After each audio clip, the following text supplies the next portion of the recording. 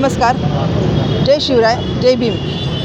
सिद्धार्थनगरमधील एका महिलेनं जी इथं वास्तविक राहायला आहे का नाही ते पण माहिती नाही, पण तिनं बुधवार पेठेत जाऊन शिवजयंती दिवशी जो नाहक त्रास दिला तिथल्या लोकांना आणि शिवजयंतीमध्ये व्यत्यय निर्माण करण्याचा प्रयत्न केला, तो अतिशय निंदनीय प्रकार आहे. कारण छत्रपती हे आमचे आराध्य दैवत आहेत. जसं बाबासाहेबांना आम्ही म्हणतो महामानवांचे विचार एकच आहेत आणि त्यामुळे या महामानवांच्या विचारांना कुठंतरी घातक कृत्याला तिनं दुजोरा दिलेला आहे आणि ती शिवजयंतीचा कार्यक्रम बंद पाडला. 2-3 दिवसांपासून ही गोष्ट करत आहे. पण आज बुधवारपेठ नाही म्हटलं तर पहिल्यापासूनच आम्हाला मोठ्या भावाश्रमानच आहे.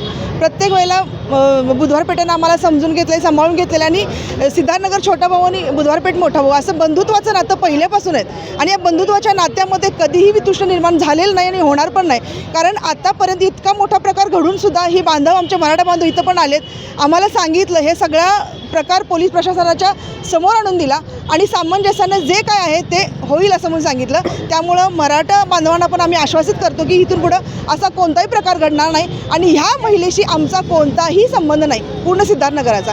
आम्ही सिद्धार्थनगरवासीच त्यांना वाळीत टाकायचं की काय हा प्रश्न निर्माण करतो. कारण विनाकारण जर ती ही असे नाहकृत्य करत असेल तर ह्याला सिद्धार्थनगर कधीच दुजोरा देणार नाही आणि बौद्ध बांधव तर आमचे कधीच दुजोरा देणार नाहीत. धन्यवाद. माझं नाव स्वाती मंगेश काळे, सिद्धार्थनगर, कोल्हापूर.